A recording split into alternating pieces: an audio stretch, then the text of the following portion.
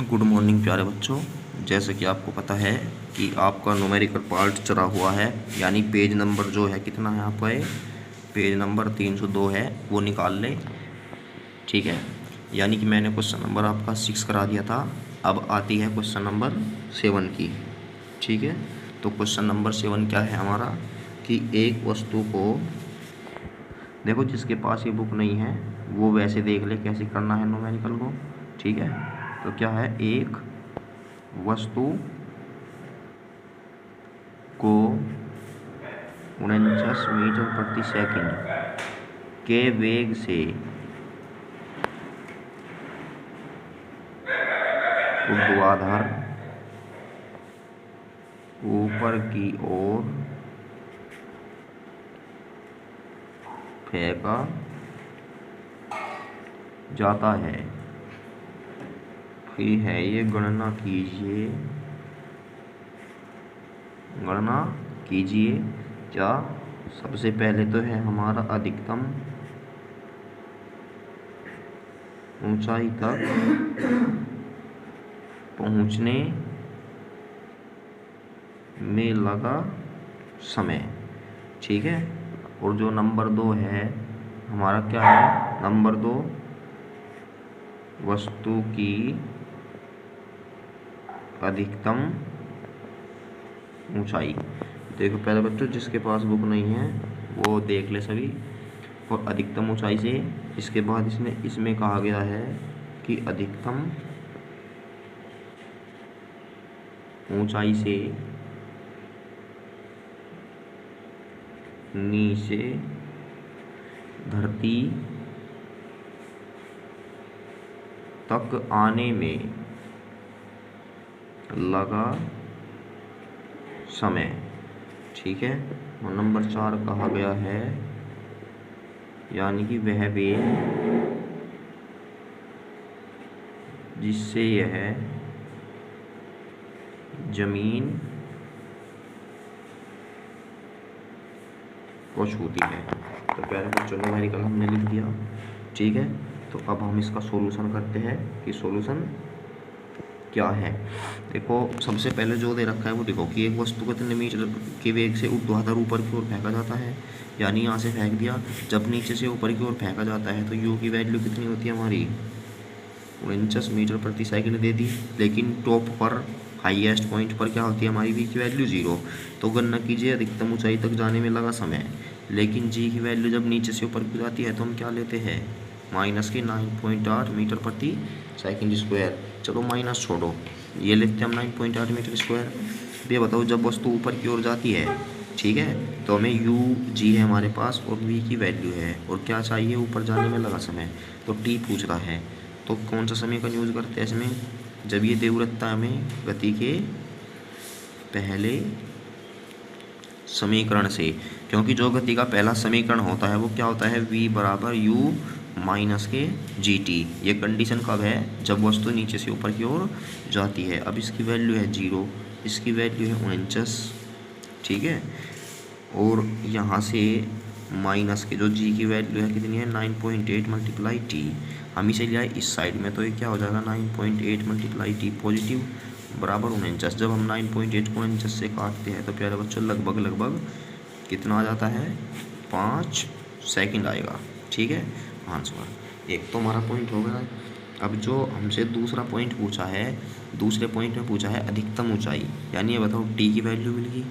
ठीक है, क्या पूछ रहा है, देखो हमारे पास क्या है, वी की वैल्यू है, हमारे पास क्या है, यू की वैल्यू है, हमारे पास क्या है, जी की वैल्यू है, और हमसे क्या पूछ रहा है, एच पूछ रहा है। तो ये बताओ ऐसा समीकरण बताओ जिसमें वी यू जी एच आते हो। तो इसका मतलब क्या है, हमारे पास यही तो है गति का, जिसमें टी का जिक्र नहीं होता, तीसरे समीकरण से। अब ये बताओ गति का जो तीसरा समीकरण होता है ये क्या होता है, वी स्क्वायर बराबर यू स्क्वायर माइनस के 2gh। अब हमें पता कि इसकी वैल्यू तो कितनी है हमारे पास, 0। यू की वैल्यू कितनी है हमारे पास, 49 का स्क्वायर माइनस के 2 गुना जी की वैल्यू है 9.8 मल्टीप्लाई एच। ये तो 0 का स्क्वायर 0 ही रहेगा, इसीलिए हम इस साइड में उठा गए। ठीक है, तो 2 गुना 9.8 गुना एच बराबर 49 गुना 49। तो यहाँ से जो h बराबर आएगा तो वो क्या आएगा 49 गुना 49 बटे में जो हमारा क्या पहुँच जाएगा 2 गुना 9.8। अब हमने 9.8 से काट के हमारा 5 आ गया, ठीक है। अब 2 से हमने 5 को काटा 2.5 आ गया हमारा। जब हम 49 की मल्टीप्लाई इसमें 2.5 में करते हैं तो ये आएगा हमारा 122.5 मीटर आंसर। तो आई होप प्यारे बच्चों सभी ने नोट कर लिया होगा, ठीक है। तो इससे बाद में जो हमारा इसका एक और थर्ड पार्ट दे रखा है, क्या दे रखा है हमें, थर्ड पार्ट दे रखा है। ये दे रखा है कि अधिकतम ऊंचाई से नीचे धरती तक आने में लगा समय, यानी कि ये कह रहा है कि देखो कि जब वस्तु को नीचे से ऊपर की ओर फेंक दी और जब ऊपर से नीचे की ओर फेंका जाता है, यानी जब ऊपर से नीचे की ओर आती है तो आने में लगा समय। तो प्यारे बच्चों आपको एक बात बता देते हैं कि जितना समय ऊपर जाने में लगता है इतना समय नीचे आने में लगता है। तो प्यारे बच्चों समझ गए होंगे आप सभी। अब देखो जब ऊपर से नीचे की ओर आती है, ठीक है, तो सबसे पहले देखो, यानी कि यहाँ पे लिख दो,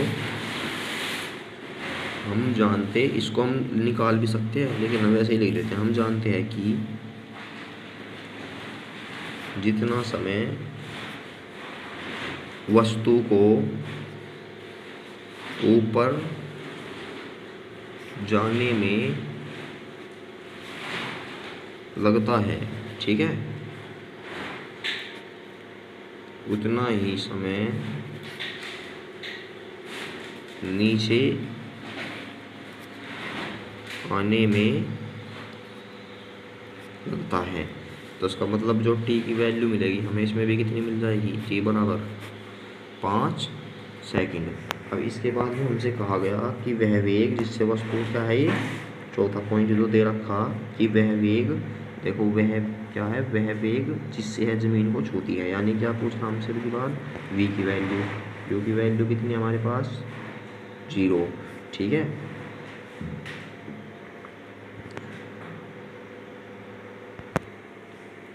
ये दे रखा और t की वैल्यू कितनी है अभी 5 सेकंड। तो हमें पता है कि जब v u t दे दिया हमें, ठीक है, यानी v की वैल्यू और g की वैल्यू कितनी होती है 9.8।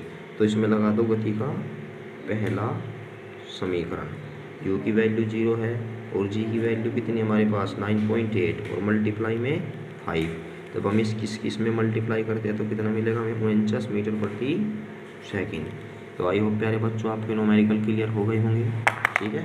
तो अब हम चलते हैं अपने नेक्स्ट न्यूमेरिकल पर।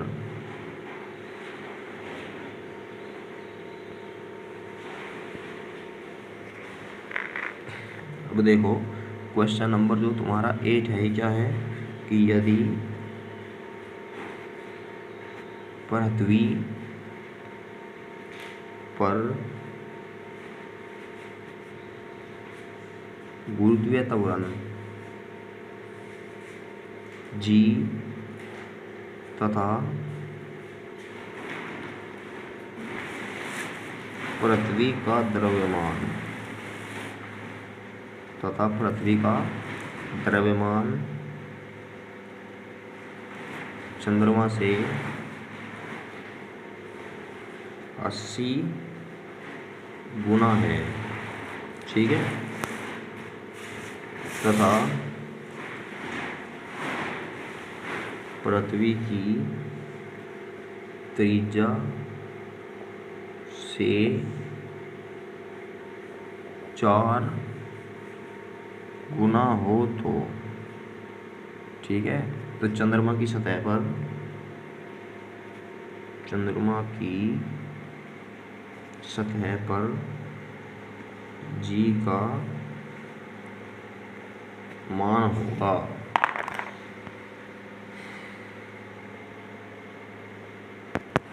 तो प्यारे बच्चों यदि पृथ्वी का गुरुत्वीय त्वरण तो g है, यानी कि पृथ्वी का जो गुरुत्वीय त्वरण है g बराबर कितना होता है हमारे पास gm/r², ठीक है। अब इसने कहा, हमने मान लिया चंद्रमा का जो है, क्या है ये हमारा चंद्रमा का गुरुत्वीय त्वरण, ठीक है, कितना है g डैश है।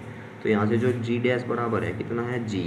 इसने कहा कि पृथ्वी का द्रव्यमान चंद्रमा के द्रव्यमान से 80 गुना है तथा पृथ्वी की त्रिज्या से 4 गुना है, ठीक है। अब इसके बाद मैंने कहा कि जो पृथ्वी का द्रव्यमान है चंद्रमा के द्रव्यमान का सिगुना है। इसका मतलब यहाँ पर जो चंद्रमा का द्रव्यमान होगा वो कितना होगा, 1/80। ठीक है। फिर उसने कहा कि जो त्रिज्या है चंद्रमा की त्रिज्या की 4 गुनी है। इसका मतलब चंद्रमा की जो त्रिज्या है वो कितनी होगी, 1/4। तो ये हो जाएगा कौन में 16, क्योंकि RE/5 का स्क्वायर आएगा तो 416, तो 16×5 = 80। तो यहाँ से जो हमारा आएगा कितना आएगा, ये 1/5। ठीक है। तो GM/RE का स्क्वायर, ये मान लिया हमने समीकरण 2। क्या करो कि जो समीकरण 1 है उसे भाग दे दो 2 से, यानी ये करो समीकरण 2 को भाग दे दो 1 से। तो जब हम समीकरण 2 को यानी कि G'/G को हम भाग देते हैं तो GM से GM कैंसिल, R² से R² कैंसिल, RE का स्क्वायर कैंसिल, तो 1/5। तो यहाँ से जो हमें क्या मिलेगा, G' की वैल्यू मिलेगी, वो क्या मिलेगी, G/5, यानी G इसके कोण में चला जाएगा। तो आई होप प्यारे बच्चों आप समझ गए होंगे। ठीक है।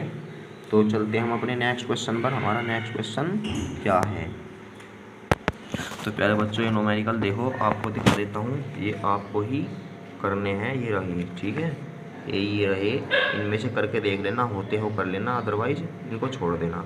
तो अब हम आते हैं अपने क्वेश्चन पर, जो हमारा क्या है टॉपिक पर चलते हैं अपने। टॉपिक क्या है हमारा, अब टॉपिक लिखो। अब द्रव्यमान देखो, द्रव्यमान क्या होता है। ठीक है। तो प्यारे बच्चों द्रव्यमान आपको बताते हैं कि किसी वस्तु में जितना भी पदार्थ उपस्थित होता है वो उसका द्रव्यमान कहलाता है। यानी क्या कहलाता है कि किसी वस्तु में पदार्थ की मात्रा क्या कहलाती है, द्रव्यमान कहलाता है। ठीक है। यानी यह किसी पदार्थ में जरूरी है, यानी यह पदार्थ का क्या है, मूलभूत गुण। मूलभूत गुण का मतलब है कि इसमें जरूर रहता है। ठीक है। तो किसी वस्तु का द्रव्यमान, और एक बात हो रहा है कि कोई वस्तु हैगी किसी भी साइज की तो उसका द्रव्यमान हमेशा क्या रहता है, स्थिर रहता है। यानी किसी वस्तु का द्रव्यमान सदैव स्थिर रहता है। ठीक है बात बच्चों, स्थिर रहता है। और इसका जो मात्रक होता है, इसका SI मात्रक किलोग्राम है। और एक बात हो रही है, एक अदिश राशि है, और इसे M से प्रदर्शित, इसे कहीं स्मॉल m या कैपिटल M से कहीं से भी करते हैं। ठीक है प्यारे बच्चों। अब इसके बाद आता है हमारा भार। भार क्या होता है, यानी जो पृथ्वी, ये हमारी क्या है, पृथ्वी है, और इसके द्वारा जो किसी वस्तु पर लगाया गया आकर्षण बल ही क्या कहलाता है, हमारा भार कहलाता है। ठीक है। तो अब लिख दे इसमें क्या है कि किसी वस्तु पर पृथ्वी द्वारा लगाया गया आकर्षण बल उस वस्तु का भार कहलाता है। ठीक है। तो प्यारे बच्चों समझ में आ गया होगा। और एक बात हो रही है कि यह एक सदिश राशि है। और तो प्यारे बच्चों समझ में आ गया। और इसे W से प्रदर्शित करते हैं, यानी कि जो हमारा W बराबर होता है वो क्या होता है, mg। तो आई होप क्या समझ में आ गया होगा सभी के। तो इसके बाद में देखो हम इन दोनों में अंतर स्पष्ट करते हैं। क्या है, यानी कि जो हमारा द्रव्यमान है, द्रव्यमान तथा भार में संबंध। ठीक है। तो इनमें संबंध क्या होता है, एक तरफ तो लिखो आप द्रव्यमान और एक तरफ लिखो आप भार, यानी इनमें बस ये बताने हैं अंतर। ठीक है, तो जब हमें इनमें क्या बताना है, अंतर बताना है, तो सबसे पहले देखो क्या होता है द्रव्यमान, यानी द्रव्यमान होता है किसी, अभी बताया कि किसी वस्तु में उपस्थित पदार्थ की मात्रा ही उसका द्रव्यमान कहलाती है। ठीक है, और ये क्या होता है, जो भार होता है कि किसी वस्तु का भार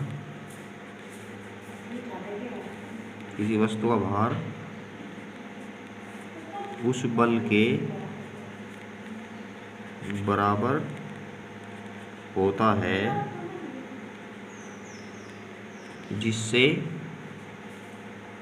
पृथ्वी क्या करती है, उस वस्तु को आकर्षित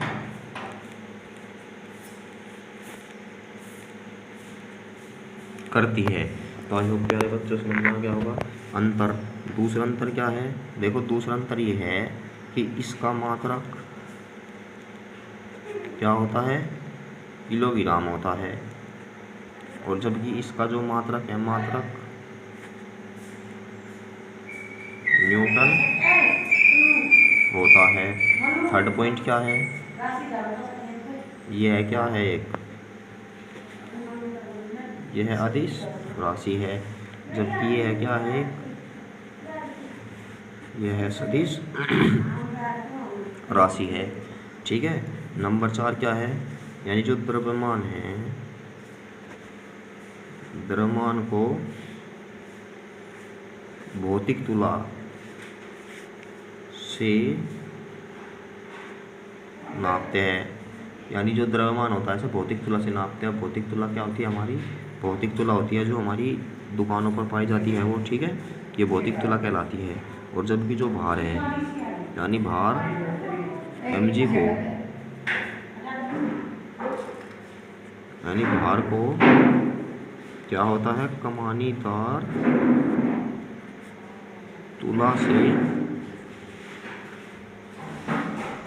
तोला जाता है। ठीक है, और नंबर जो 6 है कि जो हमारा द्रव्यमान है, यानी वस्तु का द्रव्यमान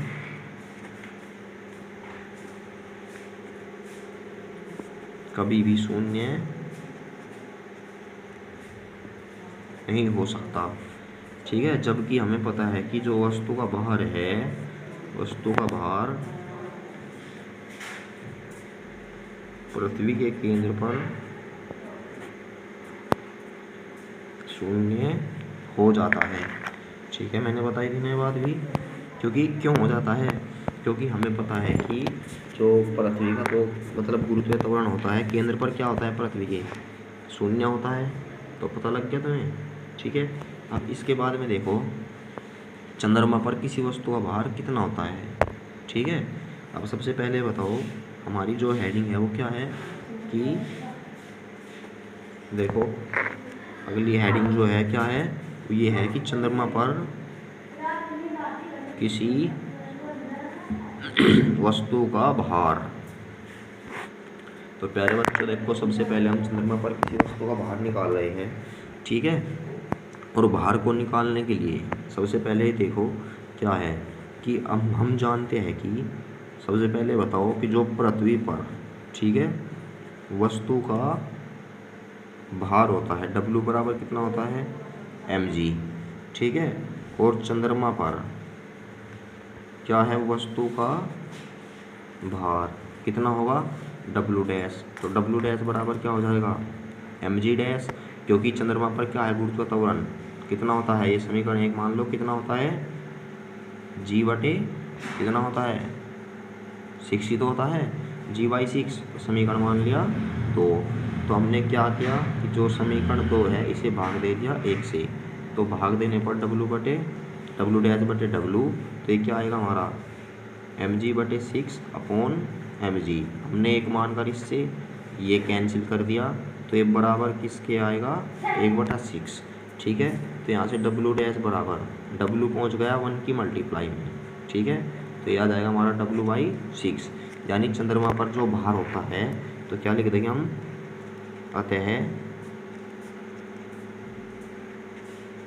चंद्रमा पर वस्तु का भार, ठीक है, पृथ्वी पर भार का 1/6 गुना होता है। तो आई होप प्यारे बच्चों यहाँ तक आपको समझ में आ गया होगा, क्योंकि ये जितने भी कहना हमारे क्या थे टॉपिक थे बहुत ही सिंपल थे, थ्योरी टाइप में थे, ठीक है। तो प्यारे बच्चों अब हम आपके भार से रिलेटेड क्वेश्चन कराते हैं, ठीक है। ठीक है, तो ये न्यूमेरिकल है कि एक 20 न्यूटन का एक बल इतने न्यूटन भार वाली वस्तु पर कार्य करता है। तो ये कहा गया है हमें कि वस्तु का द्रव्यमान ज्ञात कीजिए, ठीक है, तथा त्वरण कितना है, ठीक है प्यारे बच्चों।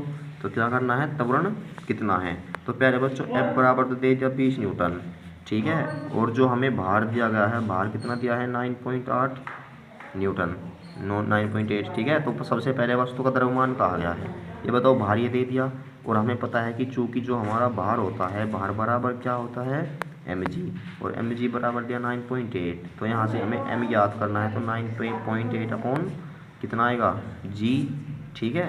अब ये बताओ m बराबर 9.8 और g की वैल्यू भी कितनी होती है 9.8, इससे काट लिया तो ये कितना बच गया कटने के बाद 1 किलोग्राम, ठीक है।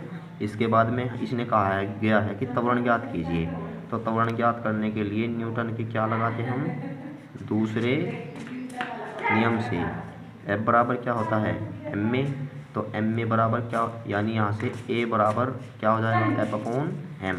तो a बराबर F की वैल्यू है 20 न्यूटन और इसकी आई है m की a, तो ये क्या आ जाएगा 20 मीटर प्रति सेकंड स्क्वायर। आई होप प्यारे बच्चों आप इसे क्या है